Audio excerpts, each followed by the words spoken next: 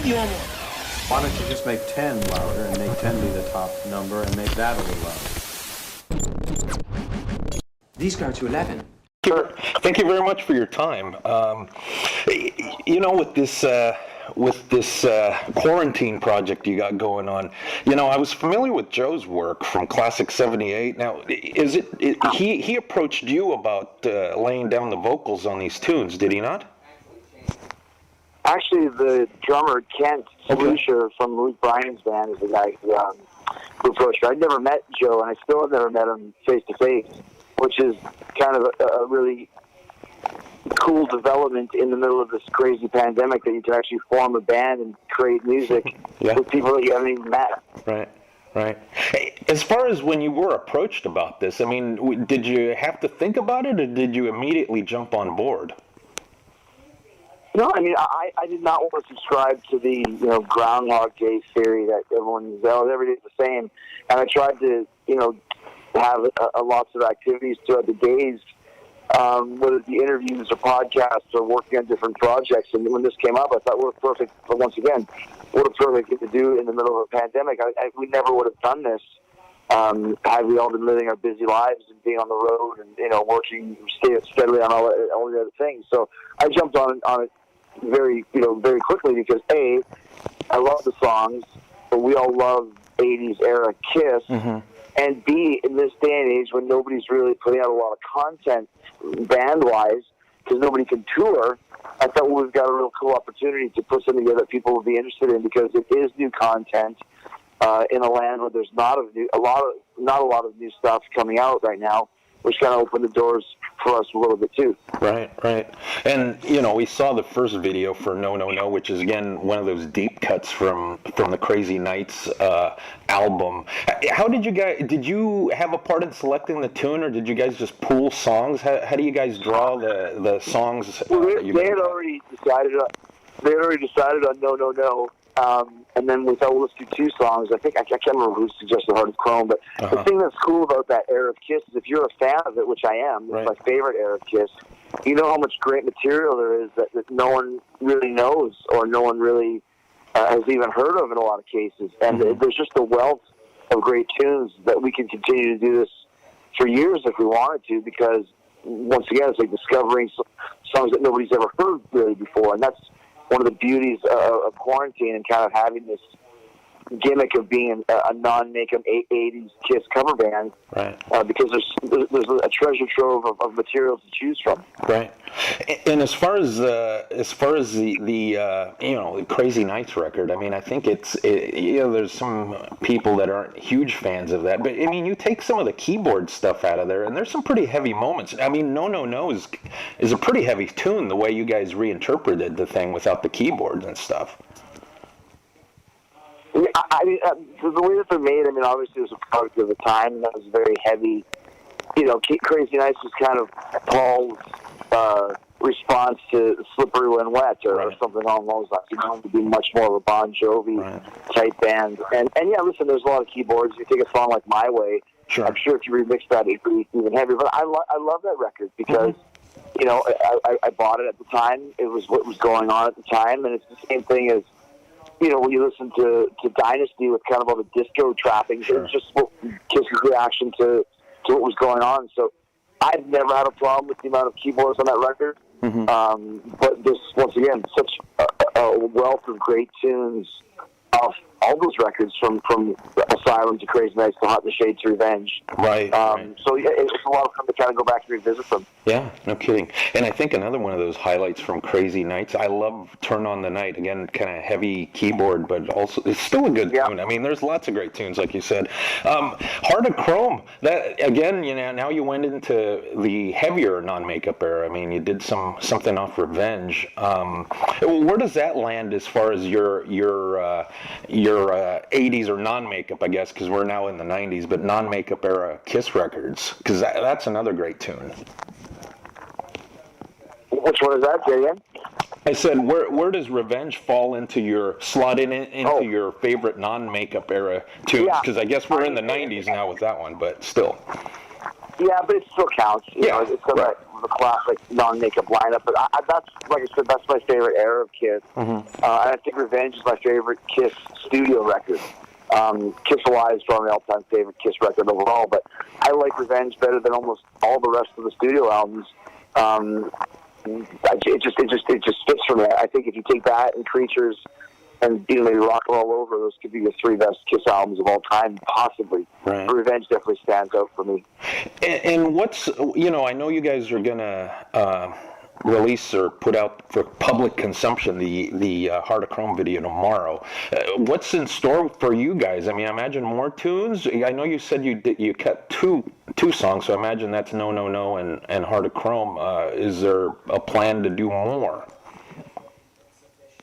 Yeah, I mean, like I said, we really enjoyed it. The response we got was great, and it was just, it was fun, like just a fun project to do in the midst of all these other bands and all these other things that we have going on. So the plan is to definitely do more, and that's why I didn't want this to just be something that we do and we record it, we put it up on our Instagram, and it's gone. I wanted it to be on Spotify. I wanted to give it some juice, and I knew it had something special to it.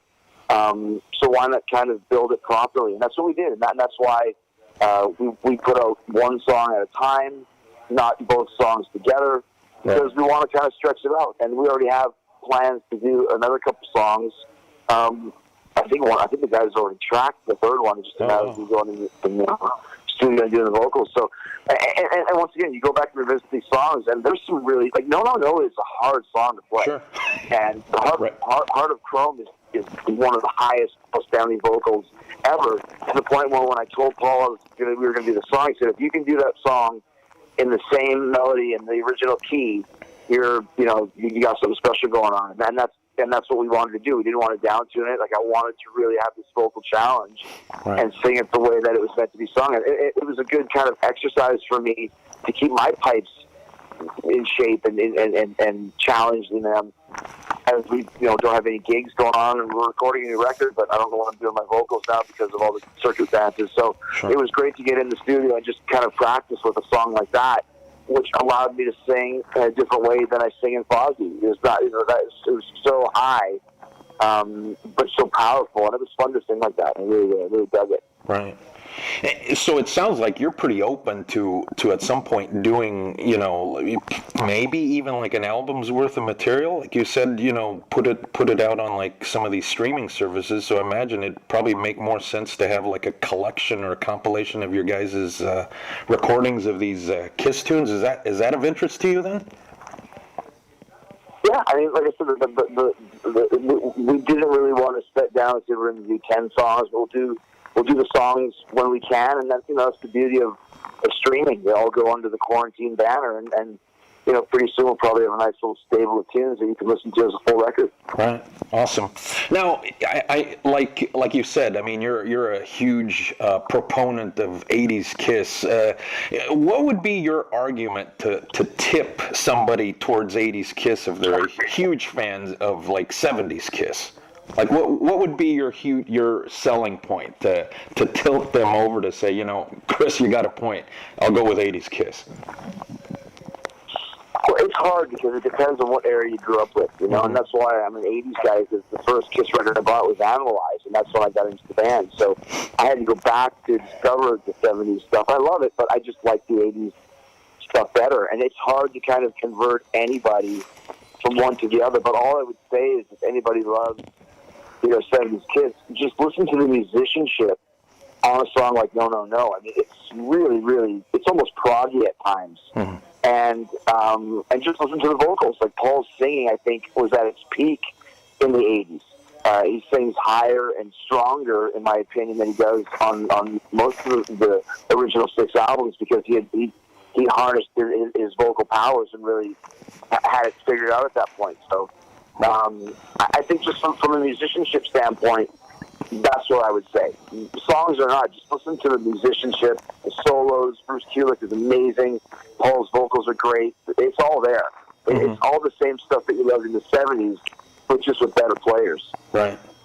Now for yourself, because I know you had referenced that, that's when you discovered Kiss. Probably first record you bought of Kiss was the non-makeup era and stuff like that. And what was the first Kiss record you purchased then, way back when you first discovered the band? Like I said, yeah, the first Kiss, what really exposed me to Kiss was the Heavens on Fire video. Okay. Yeah. And that's when I got into the band. I saw it on, we used to watch video shows back in the day, and that's kind of what really set it off for me. And that's where I became a Kiss fan, was from that tune. So Animalize was the first Kiss album that I ever bought. Mm. What's your take on Asylum? Because again, I think I wound up picking up both those records. I think I didn't come on till Asylum and then bought the two records, but those are still two of my favorites as far as the non-makeup era. But what's your take on Asylum? Asylum, I think that probably is the best collection of Gene songs in the 80s. But once again, another great record. There's not a bad song on that album. As a matter of fact, I think one of the newer tunes that we're going to do for Quarantine is from Asylum for sure. Mm. But yeah, it's interesting to me that the one thing you can't find from Asylum is a great live concert from that era. You can find good eras online from Crazy Nights and from obviously from Animalize and from all the others. But the Asylum era is a big hole in not having really, really quality live footage from that tour. Right. But the look was probably the craziest at that point in time with all the fluorescence, and Gene looked so out of place with what he was doing. But I think it's a great record, man. I think Paul's songs are tremendous. I think Who Wants to Be Lonely they still play Tears Are Falling to this day. All Night is great. I'm Alive, King of the Mountain. It's just Annually Splice. It's really, really great from top to bottom, for sure. Right. And in terms of, I know you said, you're currently working on a new album. I'm guessing that's like the next Fozzy record. And I know, like you said, that, you guys had some shows planned, and I think you were prepared to push forward with those until things got shut down. But what's the plan for you for the rest of the year, if it takes the next 6 months to kind of get through this whole pandemic thing? I guess just to try and be creative, that's the best thing you can do. And especially for musicians, one thing that you've seen a lot of is kind of the all-star compilations with everyone just bored, so fucking bored, and not being able to tour, not being able to get out there and do shows like we normally do. So you're seeing a lot of really cool super groups, and I'm not the type of person to remodel my house or build fucking bird feeder. Or what I do is I entertain, I create music, and I do podcasts, I do live Saturday special shows, anything that I can do to help people get through this pandemic by giving them my skills, which is being an entertainer. So I think everybody's kind of doing the best they can just to try and still stay as creative as possible. And if you're not, I think it's really going to warp your mind at this point in time, because it has been such a strange year. But if you can harness that energy and put it towards something positive, then that's the best thing to do.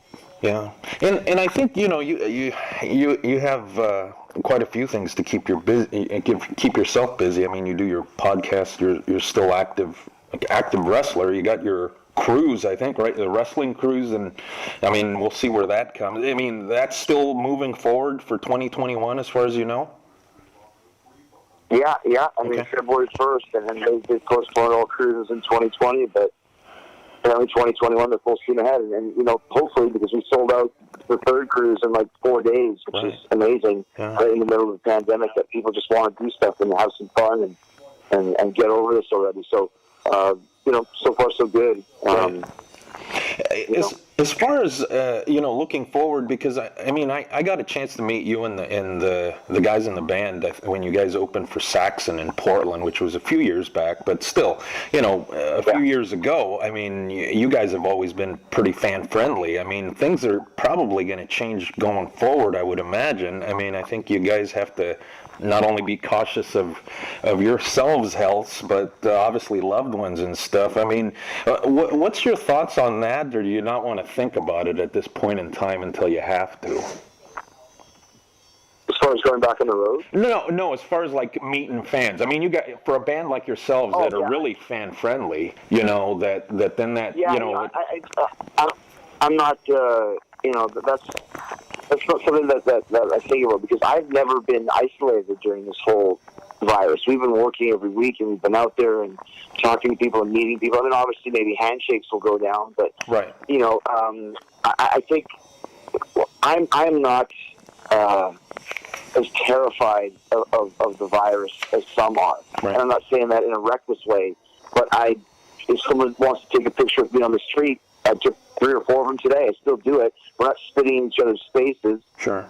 And not shaking hands or, tongue kissing or anything like that. So to me, I don't have a problem with it myself, and that's just me personally. Right. And in terms of, like, as I did catch a clip, I think when you guys did like some wrestling matches with no audience. Now, what was that like? Because at first it was like, man, this is going to be a hard sell, but you guys really get into it, right? I mean, it's like there's a crowd there.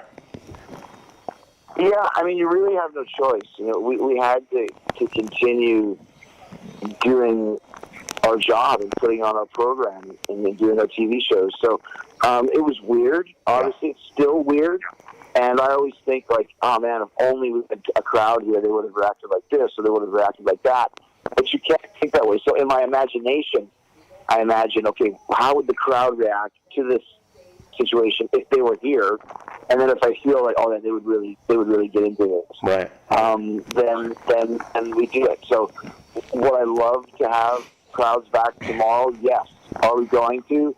Probably not. So we just have to continue to do the best shows we can and realize that while we might not have 5,000 people in the arena, we've got 1 million people watching it at home, and hopefully they will get into it as much as the live crowd would if they were there. Right.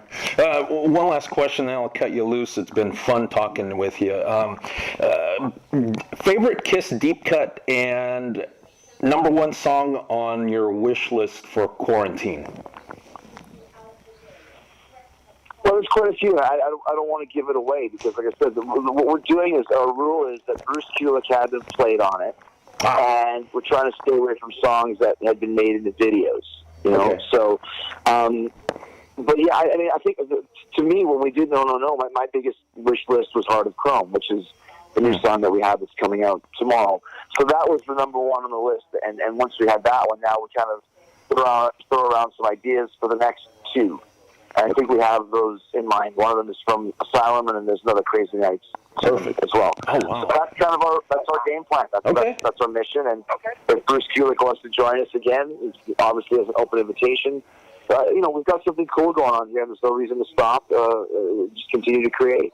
Fantastic. Hey, Chris, thank you for your time. We'll get this online, get you guys links, and look forward to I've already seen Heart of Chrome, but what comes after. All right, man. Thank you. Right, thank you. Yeah, take care.